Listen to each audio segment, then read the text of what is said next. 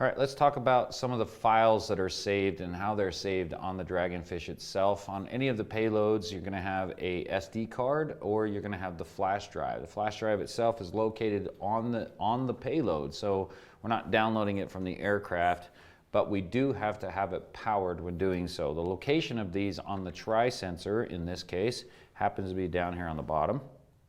So we have the micro SD card on the one side and then a USB-C on the other. Again, the USB-C is used to access the files. If we didn't put an SD card in there, we can save it to the flash drive. That flash drive is located in here. So we can't take the payload off and try to access the files. We have to have it actually turned on, the aircraft turned on, the payload turned on, connect to a computer to download those files from the flash drive. But moving forward, we go ahead and have a micro SD card in here. We're going to move and transfer the files over. So I'm going to just remove that out of the payload itself after doing some recording, and we'll take a look at those files. All right, I went ahead and inserted my micro SD card into the computer. You can see sometimes Windows will pop this up. What we want to do is just kind of continue without scanning here. On the folder, we have our DCIM folder and our miscellaneous folder. We want to go into where the images are, so we're going to use the DCIM folder. It populates another folder called 100 Media. Click on that, and here's all the data from images that I had taken earlier on this flight. If we notice that the organization here has kind of got an IRX file, that these are your, as you can see, thermal imagery.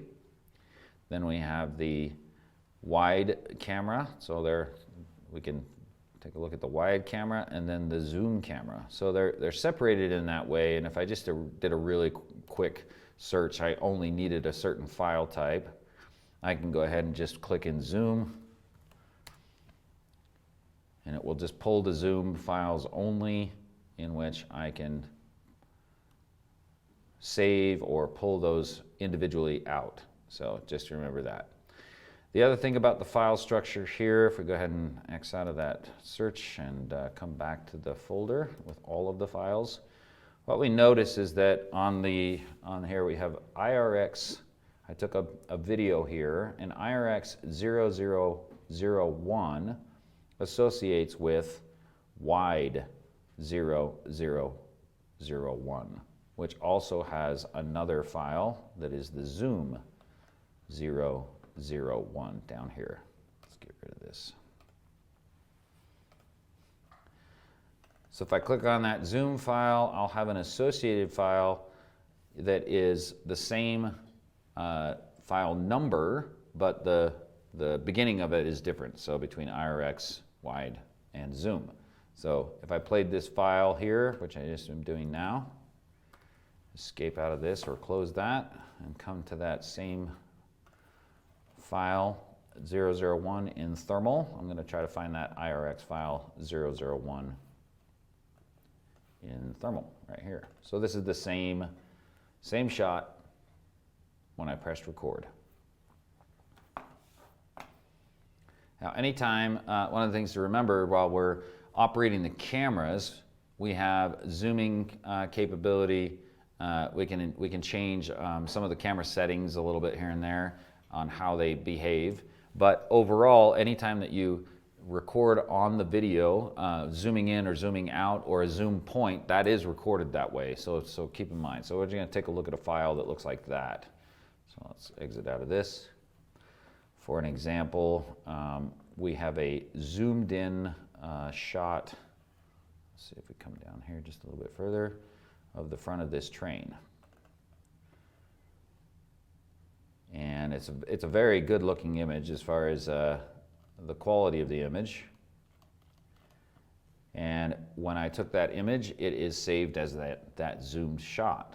So anytime that we have information that we want to see and get in there, we can see if there's, I can actually read that fire extinguisher inside, and I was approximately 3/4 of a mile away from the train when I took this shot. So really good imagery on the zoom camera. If you associate that again with the zoom 0011, I can run that to the wide camera, and you can see how actual wide that is, 0011. This is the wide shot of the same image. Same time I hit it. So not nearly as much detail. It gets very granular in here on the wide, but I was looking and observing at that same thing. And of course, you're going to have an associated thermal shot as well in the IRX files. So if you want to go ahead and pull, I would just do a search real quick of 0011. So let's just do that, 0011. Hit enter. These are the 3 files that are associated with that. And in editing, I can go ahead and put those 3 together, in which the 3 images on 0011 and compare them against each other if needed. So just keep that in mind on the file handling and how we can take a look of separating the files, saving the files, and as well as organizing them in a way that makes sense on the data you save. Now, there are questions where people go ahead and ask if you can only record one or the other or have a selection of this. Well, the files aren't very large, so that's another thing to remember, that these files, if we take a look back at the screen here, 2 megabytes here for this file, 2 megabytes, and the thermal imagery, which is a really small imager, considering file size is a 640 by 512, is only running 332 kilobytes. So just a single image doesn't take up a lot of space, just remember that. And if you're doing a lot of data collection, it's good to have a big enough card, 64 gig is usually recommended, but to have a big enough card to actually save all the files on here. Once we want to, again, take a look at the organization of those, we just come back here, open this folder again, sorry about that, closing that down, and open up our folder. We can see some other files that are here, the IRX 0015, this IRG file. These are data files that the camera records, usually not used in any matter, but we also have the, this is a TIFF file if you choose, and it's just black, hard to see, but it is a TIFF file. So any of the other organizations that you may have, go ahead and when you're taking a look at any of the files here, how you organize them, how you save them, and how they associate with each other is mainly what we wanted to show you in this video.